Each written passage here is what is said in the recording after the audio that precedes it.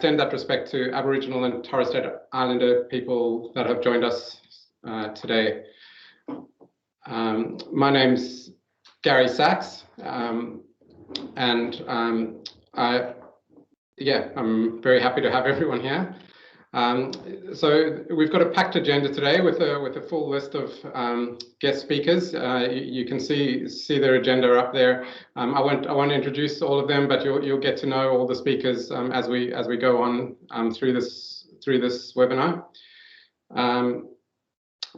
Now, in this webinar, we can't take feedback directly through Teams, but we are using the Slido app.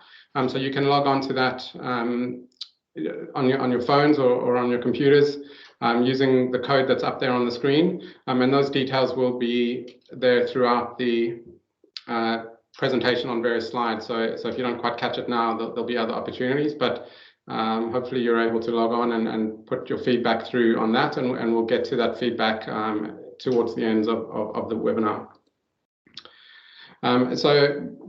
For these first few minutes, I'll be introducing the dashboard and showing how it all works. By way of introduction, I think most people who've joined us today would know that unhealthy diets and obesity are the leading contributors to poor health in Australia. The two of them together really dwarf all the other risk factors. Now, in Australia, there's some health risks that we're really good at monitoring exposure. Obviously, we're very familiar with how we've tracked exposure for COVID, but also other risk factors like road fatalities. We're really used to how the government tracks the hotspots and takes action to address those. Now, with unhealthy diets and obesity, we know that it's the environmental factors that are the main drivers there. So while behavior patterns obviously are the lead to energy imbalance, which leads to obesity, it's the environmental drivers, our food environments and physical activity environments that we really need to address in order to tackle obesity. And so for that reason, monitoring of food environments is absolutely critical. And so by food environments, what we mean is all the places we access food, the types of food available, how healthy they are, the price of different foods and diets, and importantly, how those foods are marketed to us. And so monitoring all of that is critical, as well as monitoring the influences on those food environments. So the way that governments and the food industry and broader society impact on food environments. And so that's what this dashboard is all about. We put together a picture of how healthy Australian food environments are. We highlight where action is needed. So what the dashboard covers is the key areas that we know are important components of food environments. We've put together the best available data from research groups and government departments across the country in a range of areas. And in the webinar today, we'll go through several of those areas that are on the screen there. Just for time reasons, we won't get to all of them, but I think perhaps in the comments in the panel discussion, we can touch on some areas like the role of food companies and governments and particular settings such as schools and hospitals, which we won't cover in the other presentations. And so the dashboard really is designed to be easy to digest, providing a summary of what our food environments look like. Our intended users are policymakers at all levels of government, so including federal government, state government, and local. We hope that the data will be able to support advocacy groups and media outlets in having the most up-to-date information at their fingertips. We also hope it will help researchers with knowing the latest research, highlighting research gaps, and there are several of those. So for those of you who haven't yet looked at the dashboard, for each section, such as food labeling, I've just flashed up on the screen there. What we do is it shows why that area is important to population health. The key part of the dashboard is the indicators of how healthy that component is, with traffic lights. So the green lights, which unfortunately there aren't too many of them on the site, shows where the food environment promotes health. There's a few amber lights in there where I guess the environment's okay, but mostly it's unhealthy red lights where our food environment is not promoting health. We also have key recommendations for each section, as well as links to find more information and relevant reports. You won't be able to read the detail there, but the front page has the overall dashboard, and the idea is if we pretend we're a pilot, this is our dashboard, giving an overview of the most important parts of our food environment, and as I said, it's mostly red lights, I'm afraid, and that's really highlighting how we need drastic change to our food environments. So that really is an overview of how it works. I imagine people will be browsing the dashboard itself, and there's a lot of information there. I'll now hand over to Professor Boyd Swinburne, who will discuss the global state of food environments monitoring. Thank you very much, Gary, and kia ora tātou. Very pleased indeed to be here to be able to help launch this, and huge congratulations to Gary and everybody who's led this. I think this really is a world first. What I want to do is just spend a few minutes putting this kind of in, giving a little bit of the history and putting this in the context of global environments, global state of monitoring food environments. So just to start, why are we measuring food environments? And it's not actually just to see what's happening. That's part of it, measuring the current status. It's measuring differences in locations is critical. In a big country like Australia, you need to know what's happening state by state, monitoring progress over time, contributing to accountability for action. So benchmarking, comparing it with other countries. How's Australia going compared with other countries in their food environment? Stimulating policy action, identifying where we need more action and evidence, identifying some of the causes of these differences in food environments. So by the time you get measurements on food policy, measurements on food environments, measurements on dietary intake, you can start to join them up across multiple jurisdictions. Evaluating the impact of actions. We've seen that in a number of Latin American countries. They've used monitoring tools to be able to document the impact of policies. And importantly, to create the capacities and relationships between researchers, NGOs, governments, and so on.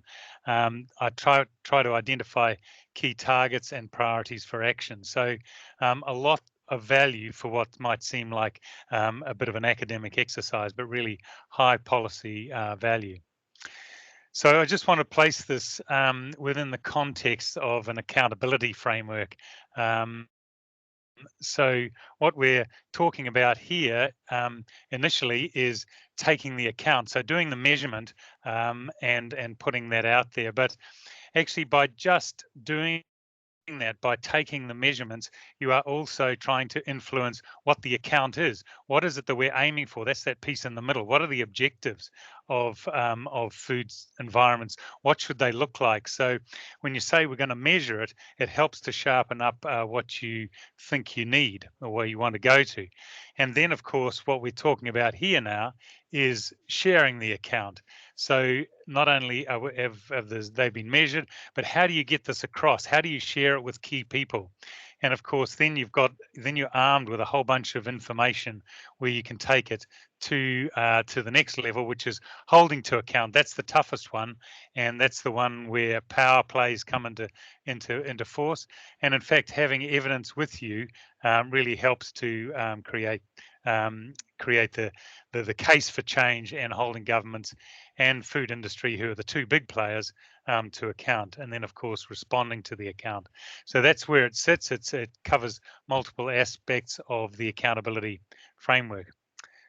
Okay, so this started, at least for us, and Gary and Mandy and a few others on the call. Bridget have been involved in this INFORMAS journey since the outset. So INFORMAS was born in November 2012 in Italy, when a group of us got together to say, what do we need? What are the protocols? What are the measurements that we need to take for food environments to be able to measure in a comparative way over time and across jurisdictions? So this was the start of INFORMAS, and the baseline protocols were published in that supplement of obesity reviews. And this is the framework that we developed at that time, and you'll see there's quite a lot of resemblance to what's actually in the food environments dashboard. So that's not a mistake. That's as it's turned out. And the first part of what we monitor are these two at the top. What are the public sector and policy actions taken by governments? And the second is, what are the private sector policies and actions? So having monitoring tools that target those. And then the next part in the middle is all the impacts of those policies on various aspects of the environment, which you'll hear about: food composition, labelling, promotion, food provision, which has mainly been in schools, food retail, food prices, and food trade and investment.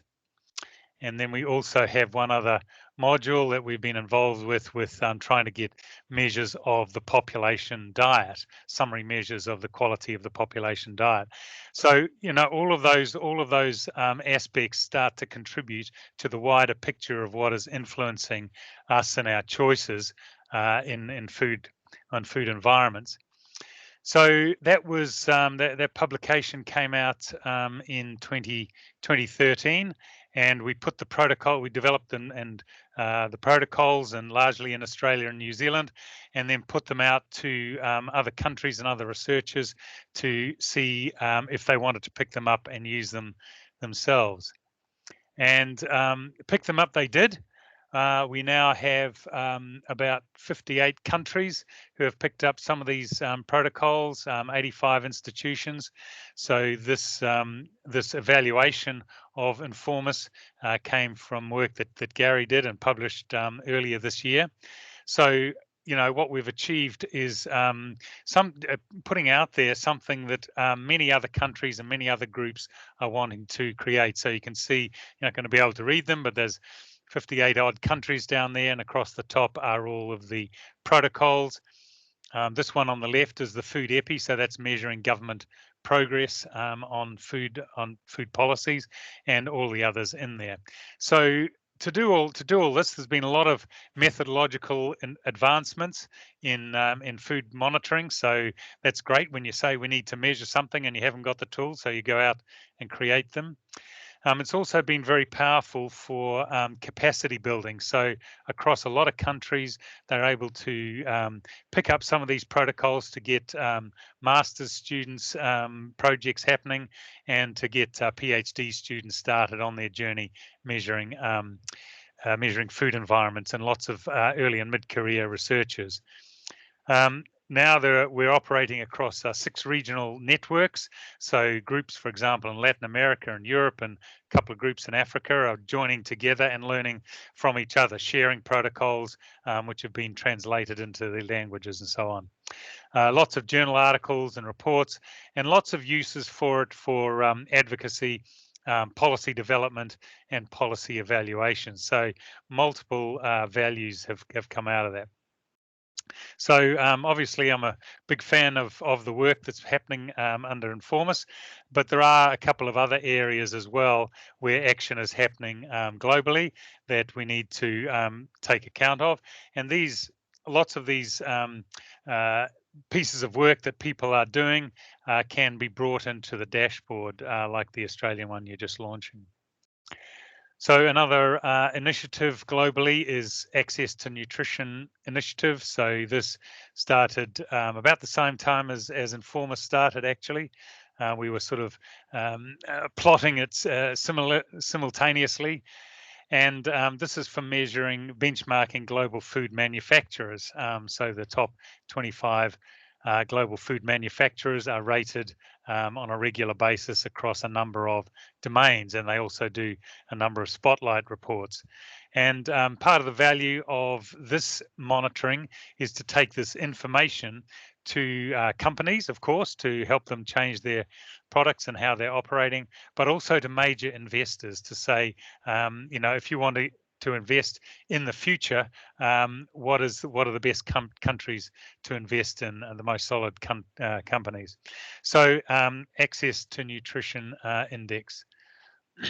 The second one, that's the other one that's just on the horizon. So this is just being developed at the moment by people from GAIN and at Johns Hopkins University, and this is the food systems dashboard. So it's divided into they're trying to get measurements in the food supply chains, in food environments, in other individual factors, consumer behaviors and diets, and so on. So lots and lots of domains and indicators within this group. It's just getting started. I've just reviewed their base paper, which they're trying to get published ahead of the UN Food System Summit, which is coming up a little bit later this year. And so this is going to have a very wide scope.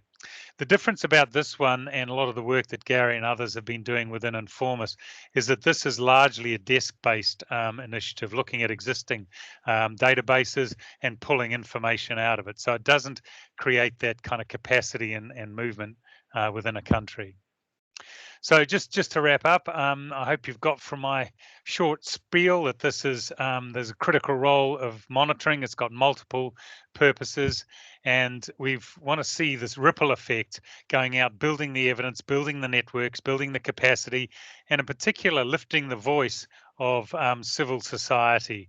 The three main players in this food environment space, the two big ones, government, which sets the scene, the food industry, which produces the food, but the civil society needs to be there as well, and this helps to lift the voice. So this is a big thing for a Kiwi to say, but big congratulations to the Australians for leading the world in this and creating the food environments dashboard. And we've got a bit of work to do in this country to catch up with you. So thanks very much for that. So now we're going to dive down into some of the details, and I'm going to now pass over to Dr. Ali Jones, and she can introduce herself and start her presentation. Thanks, Boyd. So I'm going to be presenting on food composition and food labelling, and the data that I'm presenting here draws heavily on the George Institute's Food Switch database, which has information on the packaging and nutrient composition of about 80,000 foods in the Australian food supply, so a really good monitoring tool. So food labels are contested real estate. For industry, they're marketing space, and for governments and those of us in public health, they're a potential public health tool. And these examples on the screen, though, show you, I guess, that it's often a fine line between those two, and it can be very confusing for consumers. Today, I'm going to provide a status update on a couple of initiatives that we have implemented in Australia that attempt to improve health information on food labels. So the first one is health and nutrient content claims. You see these on a lot of packs. There's a couple of examples here. One is many reasons to choose a milk product, and the other one reminds us that these Nestle muesli bars, which aren't very healthy, are apparently still a source of fibre. So the Food Standards Code contains requirements in Australia that for manufacturers to follow if they want to make these kinds of claims voluntarily. And there's a range of different types of claims. So you can just make a nutrient claim about what's in the pack. So something could be high in protein like Nutri-Grain, but also high in sugar. So these are often used for marketing. And then we also have health claims in Australia. So they link the food to a health outcome, and you can have a general level one, so something like nuts contribute to heart health, or a very specific one like the example below around calcium and osteoporosis, to make a high level one, it has to be something that's already approved by FSANZ. So there's only a small range of those and you don't see them that much. The good thing about our health claims legislation is that you have to meet a scoring criteria to be pretty healthy before you can make that kind of claim. And at the time that this legislation was developed, nearly 10 years ago, that was really at the forefront of international innovation. Although this law is in the Food Standards Code, it's up to states and territories to actually enforce health claims though. So what do we see in the dashboard when we come to look at how they're being implemented? I think one of the problems with health claims in Australia is that we just have a lack of large-scale monitoring enforcement. So they're definitely being used, but no one is really able or has the resources to monitor how widely they're being used and if they're correct. So on the dashboard, we have a study from Polka et al., which did look at whether they're being used correctly on a sample of ultra-processed foods. And what was concerning there was that we saw that while their nutrient claims in particular are on a majority actually of packaged products, a lot of them don't seem to be following the letter of the law fully. So there's definitely work to be done there. That one is red. We also see that there are other countries now like Mexico and Canada who are doing a bit stronger on health and nutrient content claims. For example, in Mexico, they have a new front of pack label, and if you have a warning there, you're not allowed to make a nutrient or a health claim on pack. And this is to try and offset the fact that these sorts of claims are a marketing tool that can be used on otherwise unhealthy products. The next type of labelling initiative that we have is front of pack nutrition labelling. So they are simple kind of graphical labels that we have on the front of pack, and around 30 countries have implemented these sorts of labels worldwide. Australia and New Zealand have done the Health Star rating system, which rates the foods from 0.5 to 5 stars based on overall healthiness. It's a joint initiative of the government, the food industry, public health and consumer groups. It's now been implemented on a voluntary basis for a little over 5 years. In the dashboard, we have markers of how health stars are doing based on uptake. So unfortunately, because health stars is voluntary, after 5 years, it's still on less than half of all products. It's actually on about 41% of products. And that's been monitored by the Heart Foundation and also us here at the George Institute. And you can sort of see a trajectory there in the figure, which shows uptake and also suggests it might be slowing down a little bit. So in the dashboard, we've rated this as an orange. I should say that the supermarkets should be congratulated and that they have put health stars on all of their home brand products. So they're responsible by far for the majority of uptake. But most manufacturers are not doing that well. Aside from overall uptake, we also have this problem of inconsistent use. So in these examples, and hopefully the animation will work, but on the left you see, they're using it on Weet-Bix where they score 5 stars, but they're not using it, the same brand has not put health stars on their Marmite, which would get a low rating because obviously very salty. And the same with someone like Kellogg's, who have put health stars on all of their cereals that do pretty well on average, but they have not put them on their children's muesli bars, and this one would score 0.5 star. So the dashboard emphasizes that overall, the mean rating of products with a health star is 3.6. It's much higher than products that aren't showing the rating. And that's why health and consumer groups continue to ask for health stars to be made mandatory. If you compare what's happening in Australia with global front of pack innovation, you can see there are definitely lessons if we wanted to move towards a stronger system. There are at least 9 other countries now worldwide who have mandatory front of pack labelling, and several more are working on this currently. We have the proliferation of 2 kinds of labels, especially warning labels in the Americas, and you can see the Mexican one in the picture there on the bottom left. We also have, the style of label like health stars is being replicated in Europe in what's called the Nutri-Score label, but there are lessons there for us too, because that's a very colourful label with probably a better graphic design than the health star rating. What we see from this international trend is really a recognition that we need a label that shows people which foods are unhealthy. And that's only going to happen, or manufacturers are really only going to do that when we make the system mandatory, because most manufacturers don't want to show people when their foods don't score well. We also see in front of pack labeling worldwide that there's a trend towards linking your labeling policy. I think Boyd called it a value add. So if you make labeling linked to something, and on the bottom right here you have Chili's cereal packs. So there, if it's linked to marketing restrictions, and if you have a warning label, you can no longer use cartoon characters on pack, as well as a variety of other things. But when you combine policies, we think they're going to have stronger effects. Quickly, the second part of the work that we've got in the dashboard from the George is really around food composition, and that is because we need a healthy food supply if we want to have healthy diets. But we're not actually doing very well on that front when you look at any of the markers that are in the dashboard. So 49% of all the packaged food in our supermarket, we classify it as unhealthy or discretionary using the current Australian Dietary Guidelines terms. Over half would get a health star rating of under 3.5, which we've used as a marker of unhealthiness.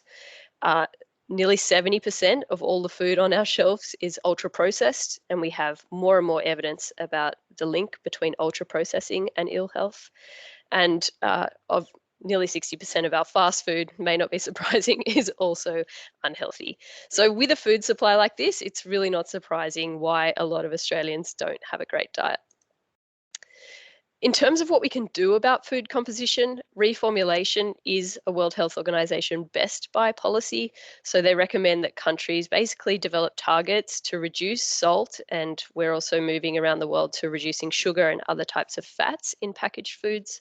The benefit of this kind of initiative is that everybody benefits, even if they don't read labels. It's an improvement in the food supply. So even if you continue to buy the same product, but it's got less salt in it, this is a good thing.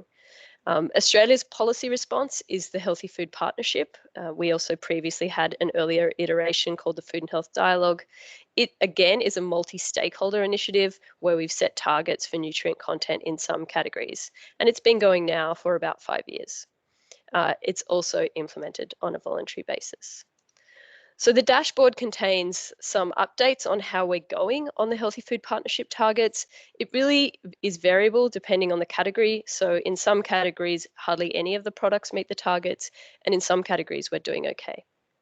What I would say here is that we shouldn't be too excited about this, because in some categories, the targets were really weak in the first place. So it's not necessarily a sign that a lot of companies have done a lot, but rather that in the first place, they were already meeting the target and not much has changed. If Australia wants to do better here, there are certainly new World Health Organization global targets for reformulation that are more ambitious and cover a broader range of categories than Australia's current targets. And there's no reason why Australian companies shouldn't be held to account to meet these. There are other countries who are also scaling up their food composition and reformulation strategies. For example, if you look at the UK, which for a long time had a similar voluntary salt and sugar reduction scheme to Australia, they're also experimenting now with things like a tax. So the UK sugar tax is deliberately designed to incentivize reformulation. And we've seen that if you give companies a profit motive to change what's in their products, they'll do so pretty quickly. We also see in Australia that there is some interest in setting compositional limits for products. So for example, limits on salt and sugar in baby foods.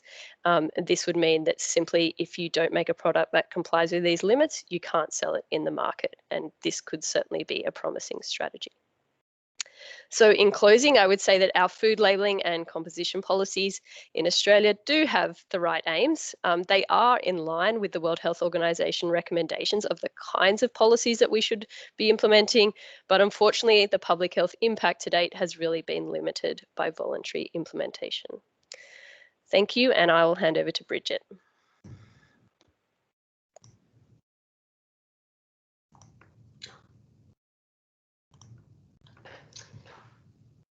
Okay, good afternoon, everybody. Thank you, Ali. It's a pleasure to be here today.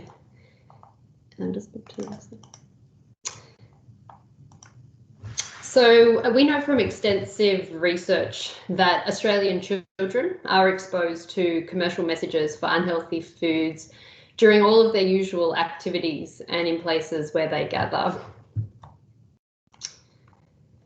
This cumulative repetitive exposure to unhealthy food promotions normalises these promotions as part of everyday life, and robust scientific evidence indicates that children's exposure to unhealthy food promotions leads them to form positive food brand associations and attachments, encourages product purchases and consumption, and ultimately is associated with risks for unhealthy weight gain. For these reasons, restricting children's exposure to unhealthy food marketing has been repeatedly identified at the highest levels of international health governance to be a priority area for childhood obesity prevention. So that includes reports from the Commission on Ending Childhood Obesity and in the WHO Global Action Plan for NCDs. And occasionally, we've even recognised it to be an important policy area in Australia too, although not a great deal of policy action has actually occurred, and Australian children remain exposed to a large volume of unhealthy food promotions, which is shown in the food environment dashboard. So all of the food promotion indicators that were assessed as part of that dashboard were rated as poor or red, indicating that rates of unhealthy food promotions across all of the assessed media and settings were unacceptably high. And so that included on TV, outdoor advertising around schools and in public transport, through sports sponsorship, on packs, and in digital marketing. So in the short time that I have, I'm just going to focus on two of those platforms. That includes marketing around schools and digital marketing. So online marketers today infiltrate online communities with brand content and enable peer endorsement of brand messages. And the clever use of data analytics means that online marketing is tailored to users' unique characteristics and their preferences. And that has major implications based on children's privacy, but also on the impacts of that marketing. So to identify the extent of children's exposure to online food marketing, we did a study where we recruited nearly 100 adolescents, and we got them to record their mobile devices for 3 days anytime they went online. And then we watched all those videos back to classify the food marketing that was seen. And the amount of food marketing that we identified these children to be exposed to was really astonishing. So for every hour that a child was online on their mobile device, they saw 17 food promotions, and the rate of unhealthy promotions was around 50 times higher than the rate of promotions for healthier choices. The 10 top promoted food brands shown here contributed to almost 1/3 of all those promotions. Sorry. Or too quick. Considering their reported online time, kids would see a median of 168 online food promotions each week just on their mobile devices. And we know that mobile use online, it represents about half of their total online time. So that's an underestimation of total online exposures, just their mobile devices. We classified promotions as either paid, owned, or earned. So paid advertising includes things like banner ads or sponsored posts in social media. Owned media includes food companies' own websites or social media pages.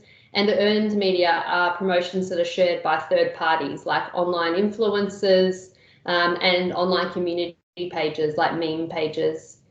By far, most of the online food promotions were earned media. And this comes with the assumption that the products are endorsed by peers and online communities, where brands are tapping into these pages' networks of online followers and social cachet, and likely heightening those marketing effects. And indeed, research evidence has shown that young people are distrustful of paid marketing online, but they don't necessarily perceive earned media as a form of marketing. Moving to outdoor advertising, a focus on monitoring has been around schools for which children have high exposures. So they make a potential 400 trips to and from school each year. And on the marketing around or on public transport facilities, which are under state government control and therefore in theory should be relatively easy to regulate. So in collaboration with Cancer Council New South Wales, we undertook a study where we essentially mapped and then took hypothetical school trips that children could be exposed to. So we essentially walked in their shoes or drove or caught the train, as it were. So we mapped the routes around 20 schools, and then we caught the train or the bus or walked those routes, capturing details of ads that were visible along the way. About a third of all ads that we found were for food and drinks, and 3/4 of those were unhealthy, including all of the usual suspects like fast foods, sugary drinks and snack foods. And these patterns of unhealthy food promotions around schools have also been demonstrated in other places, so Melbourne and Perth specifically. Of relevance to state government, we found significantly higher rates of unhealthy food advertising on train routes compared to the bus and walking routes. So if children got a train 2 stops to school, they'd see an average of 7 unhealthy food advertisements per trip compared to 2 or 3 ads if they were walking or catching the bus. The WHO guidance on food marketing policy emphasises the need for government leadership, with government-led actions offering a much stronger potential for reducing the impact of marketing than voluntary actions by the food and advertising industries. And that's been demonstrated through reviews of the scientific evidence, evaluating the effectiveness of different policy arrangements. And there is a lot that government can do to protect children across all levels of government.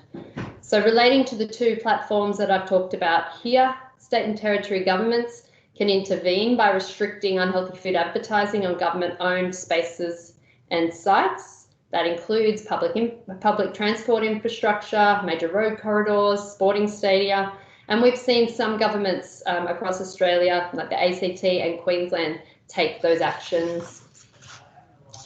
The UK government has just announced that it'll be introducing a total ban on unhealthy food marketing online, and that's in addition to previous commitments made last year around restricting unhealthy food advertising on TV before 9 o'clock, and also restricting grocery store promotions like buy one, get one free. So action can and is being done here in Australia and internationally, and the kinds of monitoring that the Food Environment Dashboard shows, as Boyd said, really helps to hold governments and industries to account and shine a light on those issues.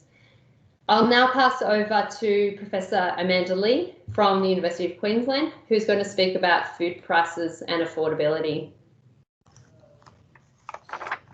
Thanks, Bridget.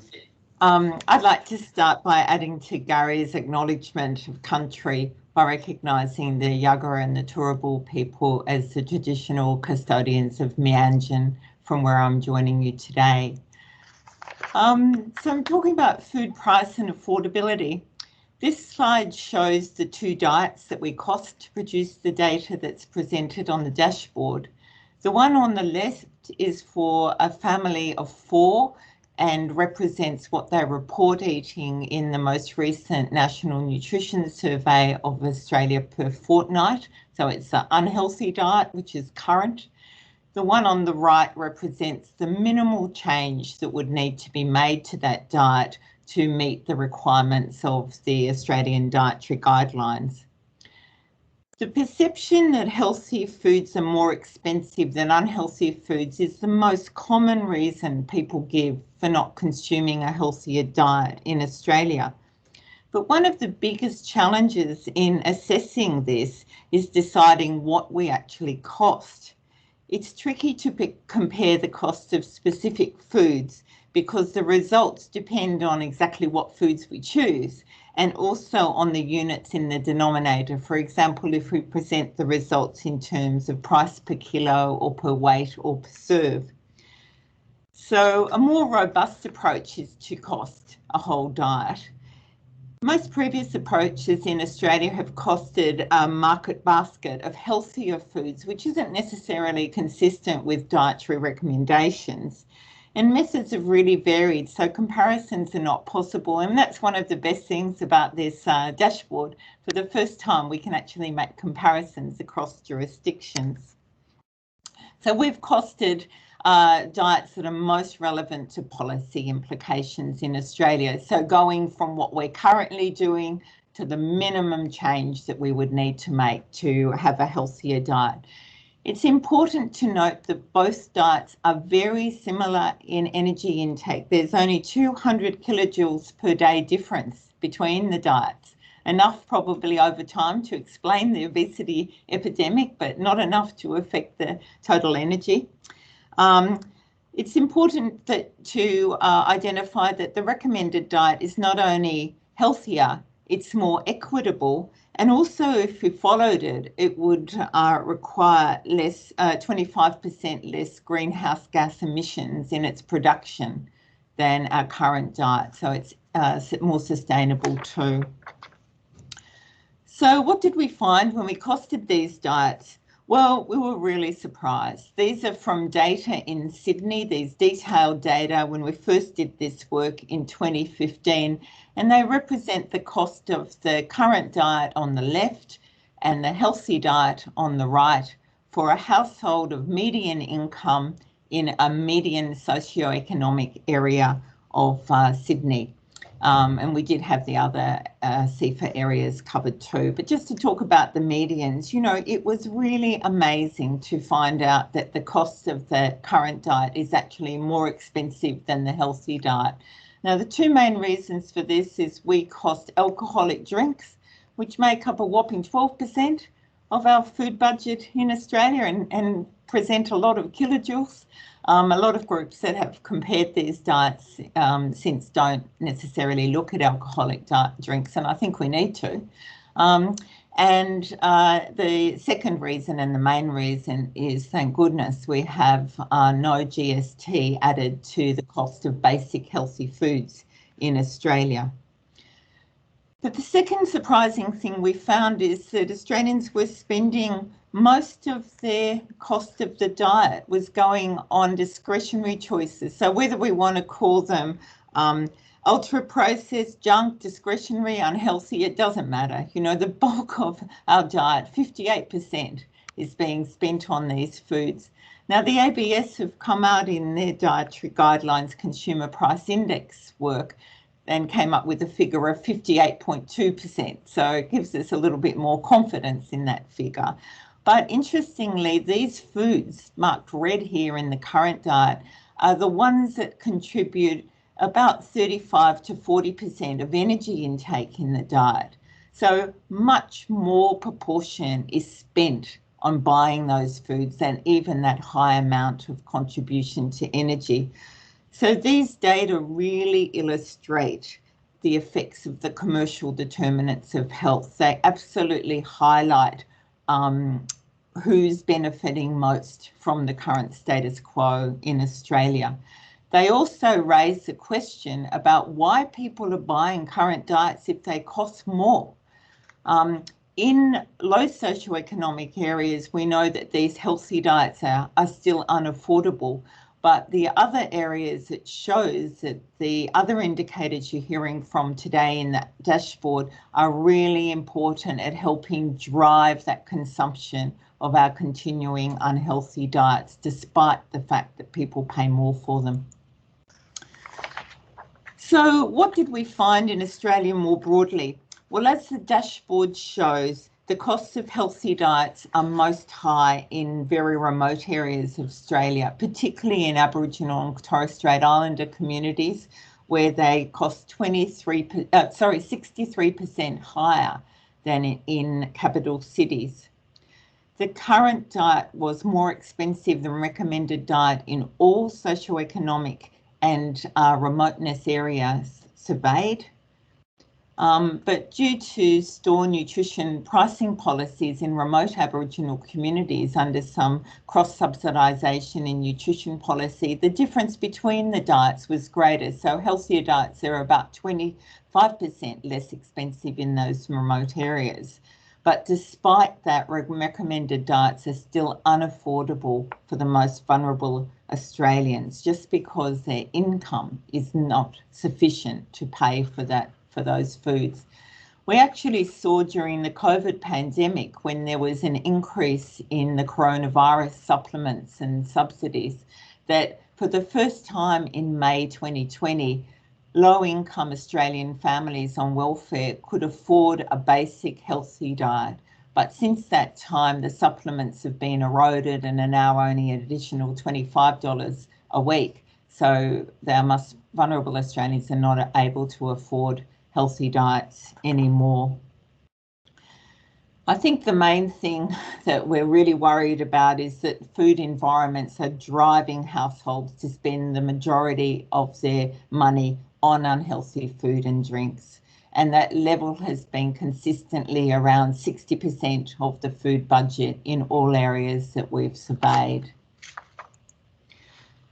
So what are our recommendations? Well, there's 5 really from this work. The results suggest that we really need urgent policy action. Firstly, to increase household incomes for those on welfare. For example, through raising the rate or through subsidies for healthy food, such as used in the Americas in their WIC program. Secondly, we need to ensure that basic healthy food and drinks in Australia remain GST free. Now, this is really hard because every 5 years or so, there's a call to expand the base of the GST. And what that means is to tax healthy food and drinks in Australia.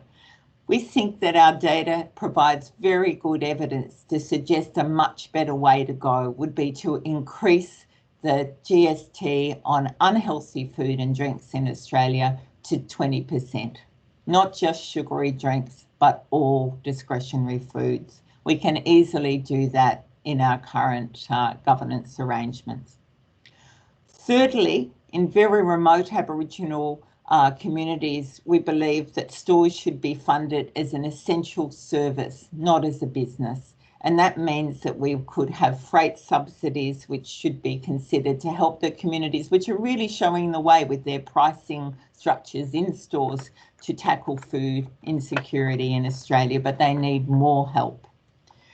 Fourthly, we really need to do more to combat the perception that healthy, equitable and more sustainable diets are more expensive in Australia.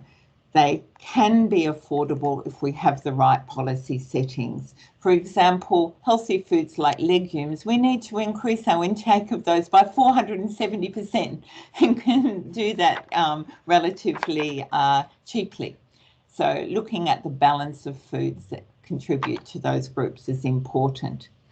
And finally, our data really suggests that comprehensive regular monitoring of food environments, including national assessment of diet costs and affordability, is essential to support policy action to improve diets and reduce the very heavy burden of poor diet-related health in Australia. So now I'd like to pass over to Adrian Cameron, that's going to talk to us about supermarkets.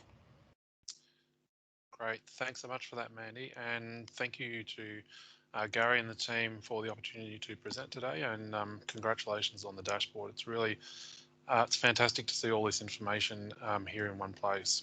So by way of introduction, I work with Gary at Deakin University, the Global Obesity Centre, and I'm going to talk today about the supermarket section of the dashboard.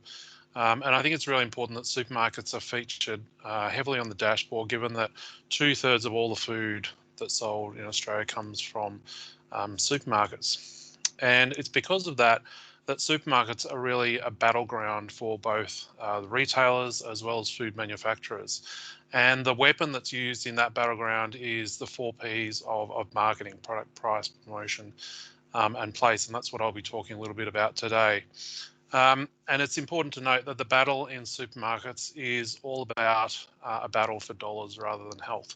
And so I think it's really important that there's some sort of accountability in this setting, not just to shareholders of the retailers and the food companies, but to the health of the customers, which is all of us.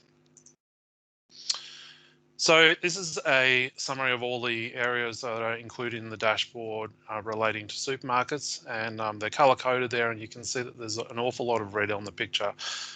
with only the work that supermarkets have done around food labelling, and we heard a little bit about that earlier in relation to putting a health star rating on their own brand products and reformulation as well, being rated as amber, but everything else is very red. So I'm going to talk a little bit about a couple of the key indicators on the dashboard, and the first of these is supermarket checkout displays. And so the key indicator there is that in Australia, 90% of our checkouts have at least one type of unhealthy food or drink present, meaning that it's basically impossible to pay for groceries in Australia without being exposed to some sort of marketing around this type of food. And it's interesting to look at the situation in the UK, where most of the retailers have put in place some sort of policy around healthier checkouts. And you can see there in the graph on the left that for those retailers which had no policy, still 90% of them had unhealthy food.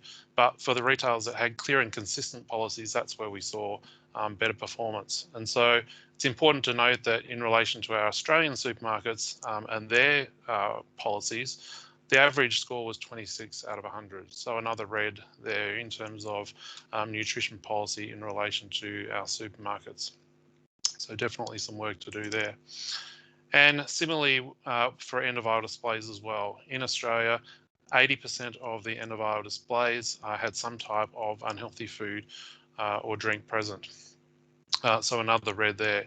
And the two studies that I've highlighted on this slide are some of the very few pieces of research to show the impact of this type of marketing. And if you look at the numbers there, it's really quite staggering to see the impact of these placement and position interventions by the supermarkets. So clearly this is another area where we would really like our supermarkets to be doing better. And the third area that I'm going to highlight, and the third marketing tactic, is the use of price promotions, which are often, of course, used in tandem with placement at both checkouts and end of aisles. And so the data from the dashboard shows that price promotions are used nearly twice as often on unhealthy food compared to healthier food in Australian supermarkets. And the size of the discounts is also far larger for unhealthy foods. So it's no surprise that both of those indicators rated a red on the dashboard. And it's interesting that you can see from those studies that I've highlighted there from the UK as well, that price promotions are having a massive impact on the dieted population, which is one of the main reasons why the UK government have recently decided to become world leaders in this space and introduce regulation around this.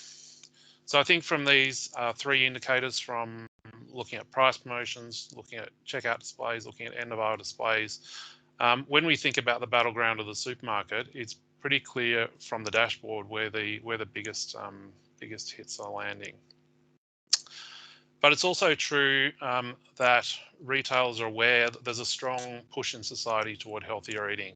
And so you end up with this very strange sort of contradictory situation where you see those checkouts and end of aisle displays and price promotions amongst other indicators, which are all biased towards less healthy food. But at the same time, supermarkets, both here and elsewhere, are also using innovative tactics to try and promote health and healthier food to capture that market as well. And so you can see some of the strategies here. Some of those can be monitored, and these are things that are not on the dashboard, but some of them do have a lot of promise, and particularly things like new store formats with larger fresh food areas, product reformulation, and incentives for buying healthy food. But I think what the point I would like to make here is that in the overall context of what our supermarkets are doing, these initiatives, which are often very visible, you know, when they put a celebrity in front of the camera, they have to be evaluated and compared against those other strategies that we know are really having a big impact on what people buy. And I thought I would also just quickly highlight the power of shareholders and investors in influencing the supermarket environment. And we've recently seen in the UK, Tesco respond to pressure from Share Action and other shareholders and commit to greater action on health. And so I think this is going to be an increasing trend. And I think it's clearly important to have data like what we've seen in the dashboard to promote this kind of activity. And it's really an opportunity for supermarkets to lead the way around healthier environments. So in terms of recommendations, my recommendations are not at all surprising, and they are that we want to see healthier supermarket environments where there are less price promotions and displays of unhealthy food at checkout and end of aisles. And I think, as Boyd mentioned earlier, it's going to be so important to have the dashboard where we can monitor progress over time, and hopefully in time we'll even see a green appearing in this indicator. So thanks for that, and I'm going to hand over now to Catherine to talk about equity. Thanks, Adrian. Before I start, I'd just like to acknowledge the Wadawurrung people of who are the custodians of the land that I'm presenting on today down on the beautiful Bellarine Peninsula of Victoria. So I'm presenting today on the equity aspects of the dashboard. So I just really want to start with some really telling data from Alex Chung that she produced as part of her PhD thesis, where she tracked the intake of discretionary foods among participants in the longitudinal study of Australian children. And so what you see here, this data represents the percentage of children that consume the relevant food or drink in the 24 hours prior to the survey. And if we start by looking at that top left-hand corner graph, you can see that inequities in intakes of sweet drinks start from a very, very young age. So this is from the first year of life we see inequities in sweet drink consumption. So 1 in 5 children from a household of high socioeconomic position consume drinks on a regular basis, compared to 1 in 2 from a more disadvantaged household. And these inequities persist throughout childhood and indeed right across life. And we see that across the other discretionary hot food and drinks, savoury snacks. The only one we didn't see it was the sweet snacks, and that's because the proportion of children that consume sweet snacks is really high right across the board. So and then the other point to mention is not only are inequities in those from a high and low socioeconomic household, but also Aboriginal and Torres Strait Islander Australians. So this is data from the Obesity Evidence Hub, where you can see that the percentage of energy from discretionary food is higher right across all age groups for Indigenous children compared to non-Indigenous children. So everyone's presented what's been on the dashboard, the results on different aspects of the food environment.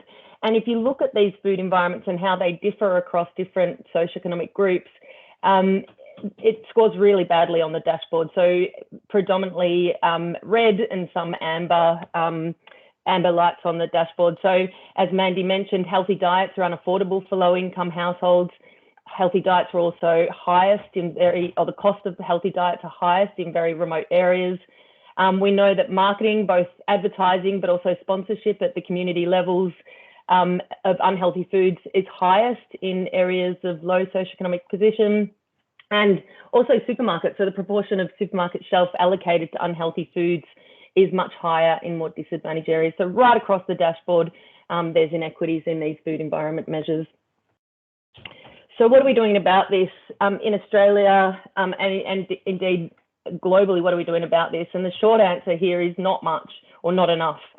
We know this from a couple of different studies. So this is Christina Zorbas, who's a PhD student with Globe, examined the extent to which equity was considered in national food policies across the globe. And Alex looked at this across Australia, so national policies and also state level policies.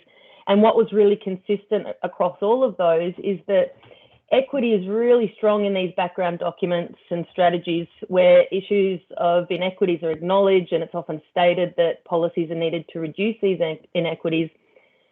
But when you get to the pointy end of these documents with regard to actions and governance, equity really just falls off the agenda. So we're seeing really strong equity related rhetoric, which doesn't translate to action at all. So we can try and improve population diets through individual-based measures such as education and information, but people have to respond to this information while they're up against a food environment that's not at all conducive to healthy choices. And For those with more limited social and economic resources, this gradient is even steeper, as you've seen from the presentations today, and the differences across food environment measures for different socioeconomic groups. And so that so people who are already more disadvantaged have to work continually against this steeper gradient. So we know from the evidence that if you restrict unhealthy food marketing, if you make healthy food more available and unhealthy food less available, if you rebalance the relative price and affordability of healthy and unhealthy diets to favour more healthy options, or if you improve the nutritional composition of foods and make supermarkets a healthier place to shop, we have the evidence to show that these types of interventions will improve population diets, but they'll do so in a way that brings everyone along. But we can't stop there. If we really want to reduce inequities in diets, in population diets, then we also have to consider the social context in which people make these choices. And so we need to address income. It's really closely tied to affordability. So we need to increase things like New Start. We need to address education, housing, precarious employment, and early life starts in life. So we need to do all these things. And if we can address the social context and the food environment, then we'll be in a much stronger position to improve population diets and reduce inequities in diet and health. So I'll leave it there, and I'll hand over now to Jane Martin, who will really bring this all together for what it means for organisations like the Obesity Policy Coalition. Great, thank you very much, and thanks for inviting me to talk about how we can all use this today. And I'd like to acknowledge the traditional custodians of the land on which I am on today, the Bunurong people of the Kulin Nation.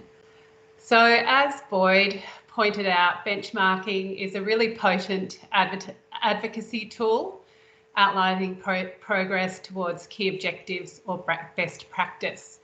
As we've heard from the presenters today, it can identify progress, best practice, but gaps and challenges. And it acts to promote distilled, evidence-informed, actionable recommendations to strengthen future government efforts and efforts of other players in the food system. And it also facilitates engagement in the policy-making process. So I'm going to speak to a range of stakeholder groups and how they may be able to use the dashboard. So firstly, for government, this dashboard's relevant to all levels of government, and I really like that not only does it describe the research, but it also speaks to recommendations for actions. And the indicators are really important for change and also understanding progress towards that change. It provides recommendations, but together with the justification using the evidence base. And the evidence base is local evidence, which is key. It talks about the evidence of impact and effectiveness of programs and policies. And policy can be developed on the back of this. This sort of evidence is important for the case for action, not just by state government, but for local governments. And for those of you in Victoria, we're seeing an increasing focus on the role of local governments and the potential that they can play to promote health. And this is being done through overarching policy frameworks, but also through investment in programs such as the Achievement Program, which works in community-based settings, including schools. I'm sure there's many researchers on this call or on this webinar today, and it's really useful to have the research gaps demonstrated, or where additional, more fine-grained research is required in the Australian context. This is going to be updated, this dashboard, so it will provide an updated and contemporary snapshot of activities and progress to date. And it provides insights as to the tools and measures that researchers can use. So you can reach back into the research and see what methods are utilised and improve on them or utilise them as they are. For the media, it provides background on Australian research. It's simply and easily presented in a particular area or setting. provides statistics and data highlights, but it also links back to the researchers and the institutions who are involved in particular issues. As many of you will know, I lead the Obesity Policy Coalition. So as an advocate, I'm really pleased to be involved with something of this nature, because it highlights key actions where focus should be placed by governments, but also by the food industry and other players. And it provides a strong evidence base on which to inform policy in the Australian context. And I hadn't thought of this, but as Adrian pointed out, it also provides the evidence and the research to undertake shareholder action in relation to retailers or processed food manufacturers. I imagine there's a lot of people here from industry on this webinar, and I think it should act to raise the bar and encourage leadership within the industry sector to be an early adopter and innovate. There's certainly plenty of opportunity to be a standout. These issues around health and diet and food are very popular with the public, and there's a lot of opportunity there to expand the market away from ultra-processed foods and into more healthy options and food supply. It supports an understanding of where the focus needs to lie from an industry perspective, shows where the sector sits, and links back to ratings of retail environments and other relevant research. So just finally, as many of you will be aware, evidence is a key foundational element for the case to change.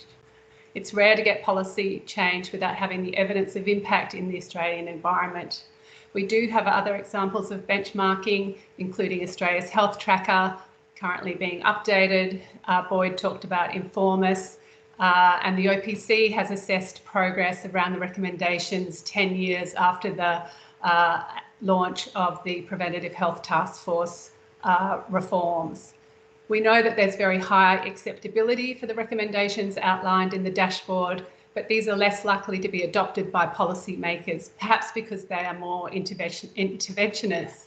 But increasingly, acceptability of these types of policy solutions are high amongst the general public, and that's something that I know Gary is now looking to include in the dashboard in the future to put in public opinion. So congratulations to everybody involved with this. It's a huge amount of work, and one that will provide evidence, support and understanding of how our food environments can undermine or support healthy diets. And now I will pass on to Gary for the Q&A.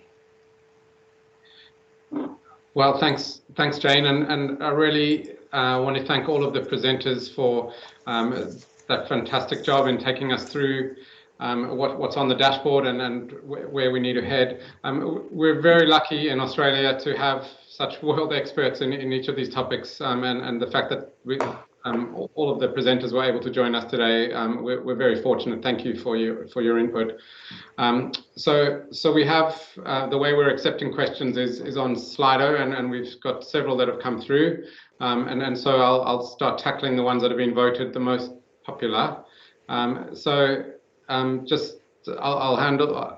I'll try handle some of them, and I'll flick some others to the panel. So there's a question about the dashboard being updated, and so yes, that's very much the idea, is that as new data emerges, we add it to the dashboard. And there's a question for governments who conduct monitoring studies. We'll certainly look to add that data to the dashboard, as we have done in the area of schools and hospitals. New South Wales and Western Australia are doing a great job in their monitoring, and we look to the other states as they do more monitoring of those environments. We'll add it in. There's a question about from Lucy, who's asked if Australia were to implement transformational change. So if we get a whole lot of green lights, what would the impact be on industry profitability?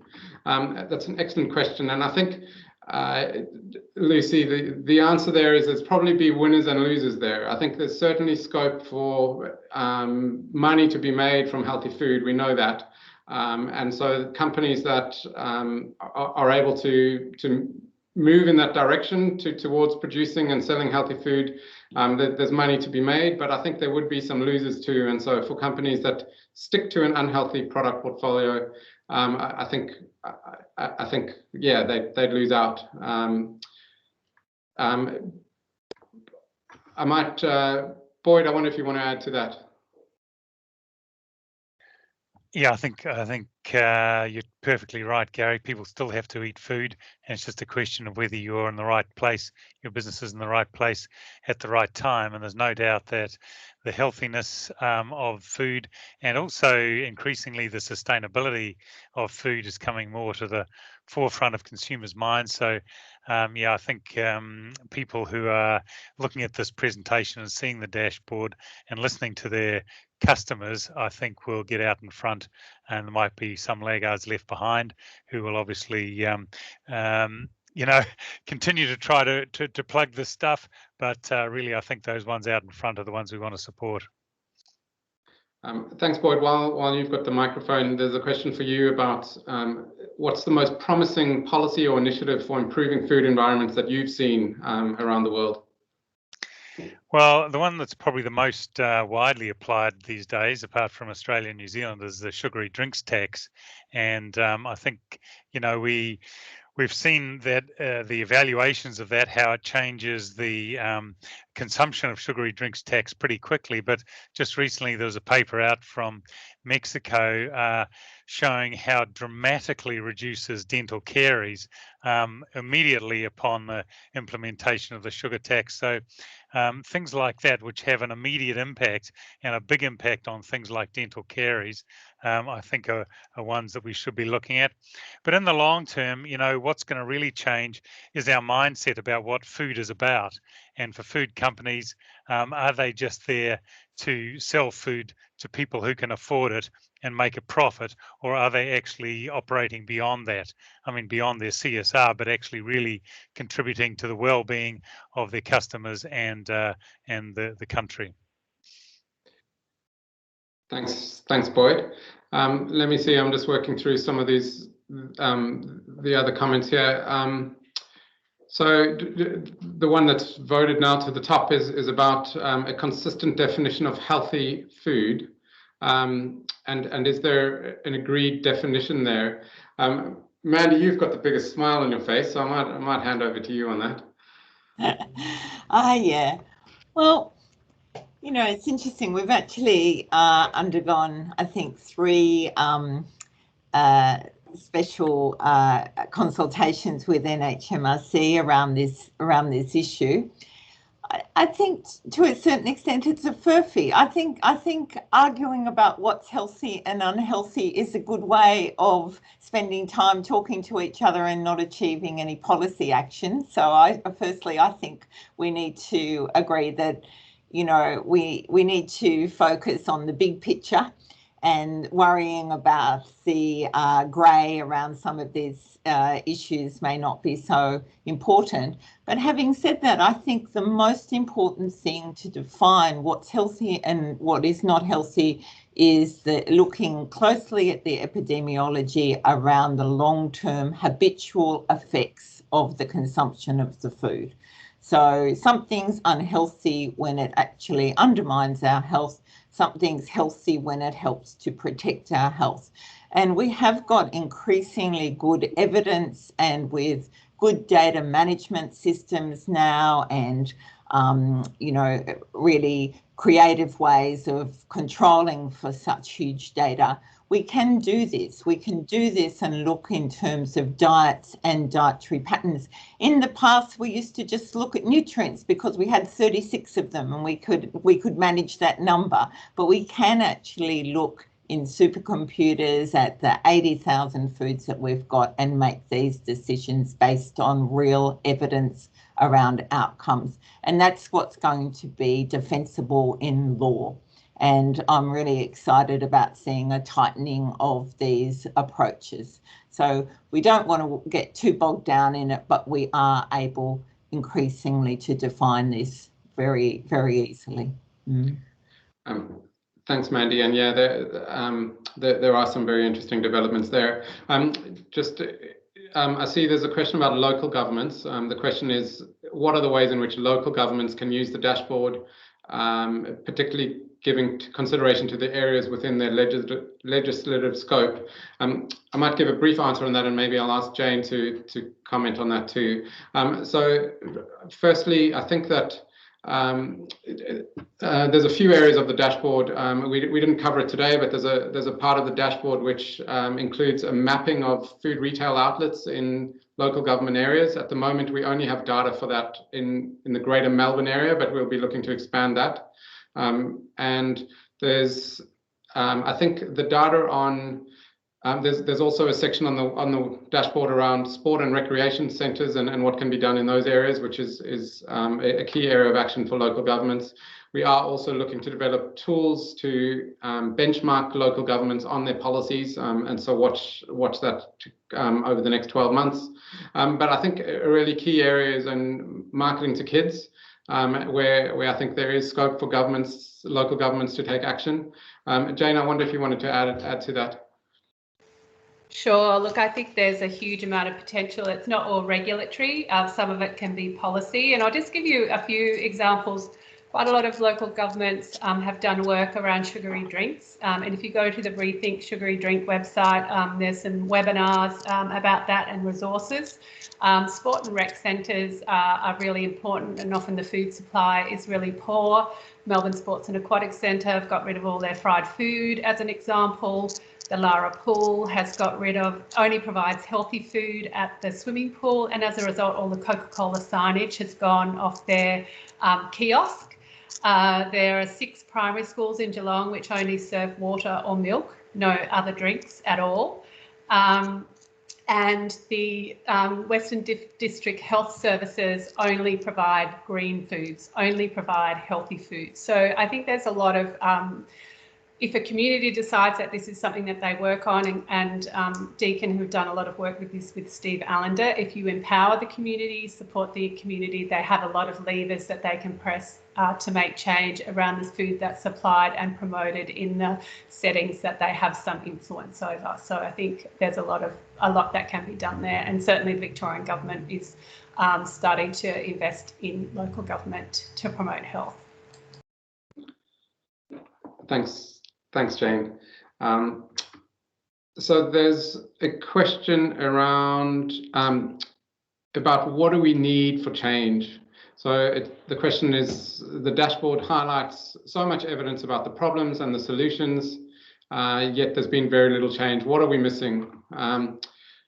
So I wonder,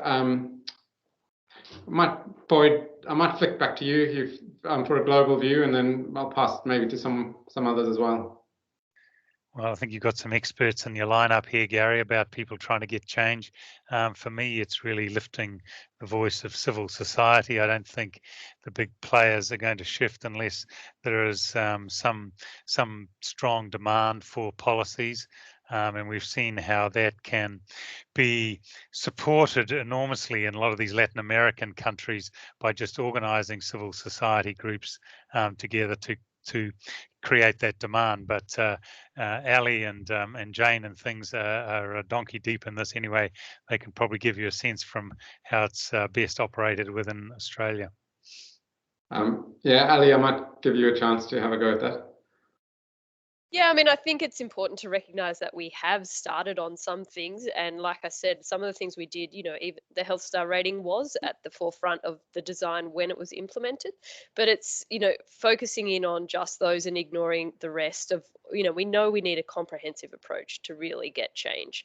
And so we can't just rest on implementing a couple of things on a voluntary basis and saying we're doing enough. It's really clear that the countries around the world who are doing the best at this are implementing a bunch of things together, and they're doing it on a mandatory basis. And if we do that, we'll actually see impact, and I think that will also spur further action. Thanks, Ali. Jane, do you want to add to that? Yeah, I mean, I think contextualizing is really important. Lived experience, those voices of the people who are being impacted by this is really important. And I think we need more investment in in the sort of work that the OPC and others are doing, Parents' Voice, you know, we are running still on the smell of an oily rag. And if you're not putting the investment in, you know, creating a bottom-up approach, it's hardly feasible to stay abreast of policy activities and advocacy now. It would be fantastic to run campaigns, but we don't have the resources to do that, and we don't have a Bloomberg access to Bloomberg money or other philanthropic money. So I think that you know, engaging with philanthropy is really critical for funding to take this further, because we don't have the money that we need to do it, I don't think. Thanks, Jane. Bridget, was that your hand going up? Go on. Yeah, just to chip in there, we've been doing some case study interviews with policymakers in countries that have undertaken some good practice examples in the food promotion policy space. And some of the key levers for them to introduce good policy have been around local evidence, so similar to what the dashboard is generating. And what really stands out for me as being a critical importance is a real champion at a high level for the policy. So in Canada, for example, not that this is one of the case study countries, but in Canada, the proposed regulations there, which haven't gotten up yet, but they were introduced through a private members bill. And you know, in the UK, the really tough regulation that's being introduced now, Boris Johnson's really been championing that in recognition when he had his COVID scare that obesity actually was quite serious. So, you know, having that local champion at a high level is really important. Mandy, go on. I just wanted to allude to the work of Catherine Cullerton that has looked at power and influence and its effect on decision making in Australia, and her wonderful work that identifies, you know, quite low cost advocacy frameworks that can be used that harness policy entrepreneurs to influence public will as well as political will. But I think the main thing is we need to work together with concerted action. And that coalitions like Jane and others are involved in are really instrumental in helping unite the public health voice and combat our lack of resources to influence policy. Thanks, Mandy. Thanks, everyone. So there's a question around could the food environment incorporate environmental footprint of food? I mean, I think increasingly we recognize that we need to be considering environmental sustainability and health together. And so certainly the work of INFORMAS, we're working on that. It's no small task, but we're building bridges with the people who have great expertise in that area, and we're building up our tools that we consider both of them together. So I think yes, that will come over time. There's a question that's got a lot of likes about how policymakers should use this dashboard. Jane did touch on that. I think some examples would be when policymakers are preparing their briefings. Hopefully the dashboard provides easy access to the latest data on why we need change, and that hopefully supports policymakers there. There is a section on government policy which reports the results of our food policy index, which rates how different governments are going in this area. I think that illustrates where best practice is and where the gaps are. Did anyone have anything they want to add about how they see policymakers using the dashboard? Okay, I might move on. There's a question about industry and for food companies making it, how do we make it more attractive for industry to implement some of these actions, and also how might food companies and investors use this dashboard? I might, Adrian, you mentioned the investor action in the UK, and maybe if you want to talk more about that, and then Ali, I think I might hand over to you as well to address that. Sure, thanks, Gary. I think in relation to industry, a lot of the indicators on the dashboard relate to the competitiveness of the environment. So in a lot of senses, industry are waiting for government to create the level playing field. because it's very hard to make changes when you know that that's going to disadvantage you compared to your competitor. So I think that's important, and I think the pressure from the investor community, like what Share Action we're doing, I think just pushes governments to do that and pushes companies to do that. It helps create that level playing field. Yeah, I would just add, I totally agree with Adrian about a level playing field being sort of a relief in some ways.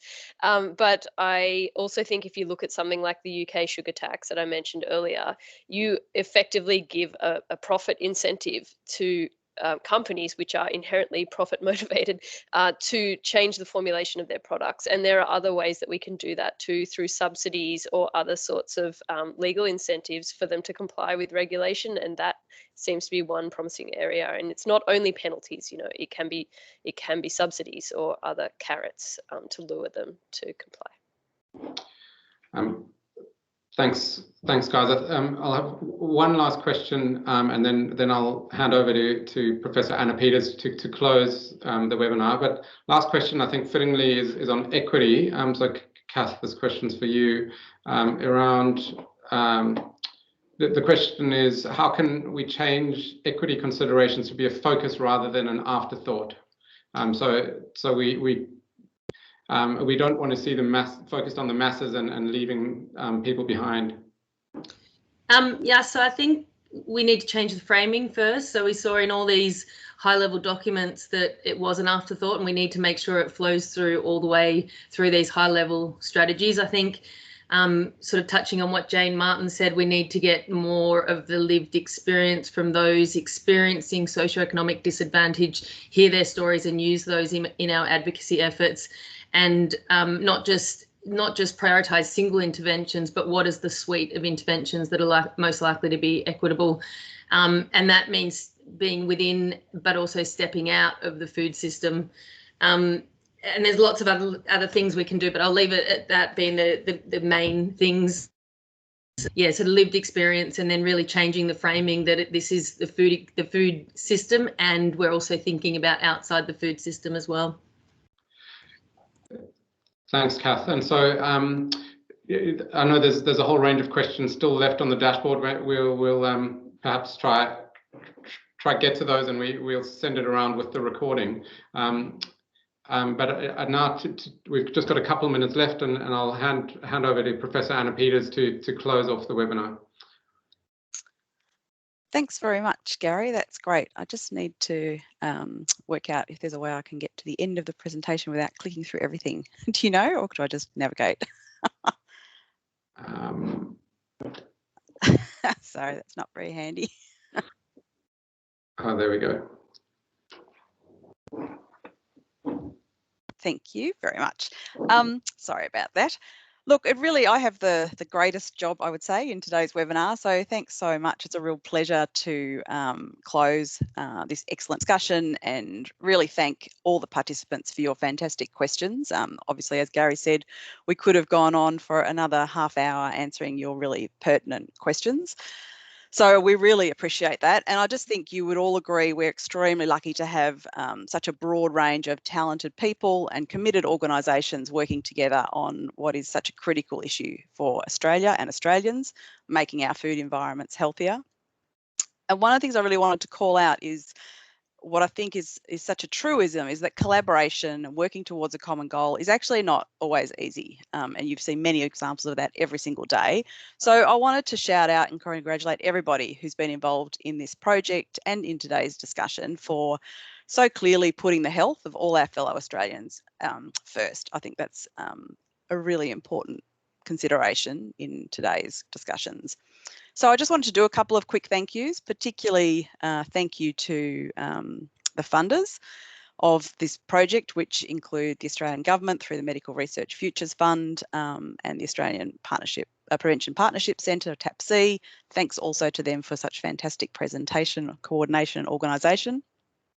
Thanks very much to Gary and Sally and the extended team for pulling this together. I think Gary has a remarkable ability to synthesise and communicate complex information in an accessible way and to bring large groups of stakeholders together. And we really benefited from that today. So thank you to both of you and to this large team of contributors who've really made the dashboard what it is today, and I hope you all get a fantastic opportunity to use it. So congratulations to everybody involved. It's clearly a tour de force, this project, and as the questioners have said, we can't wait for it to be updated. And to do that, there's a real opportunity for you all to continue to be involved. So we'd love you to click on the contact button of the website if you have data to contribute. We'd really like you also to click on the subscribe button of the dashboard so that you can get your regular data updates. And so to close, I'd really like to end by underscoring the need for the dashboards such as the one that we've discussed today, and for us to engage with them actively. So I would encourage you to continue to engage with this dashboard. The task of improving our food environments is clearly no small one, and it's going to take that broad range of perspectives, skills and experiences that you have seen and heard from today in the Zoom room, and more if we're going to have a deep and lasting impact. So I'd like to wish you all the best and just call out one of the questions we didn't get to, which was, what is the Australian Ronaldo Coca-Cola moment that we need? And I'd like you all to go away thinking about this and what's the role each of us can play. So I hope you've been really inspired to play your part in making Australia's food environments healthier for all Australians. So thanks very much and enjoy the rest of your day.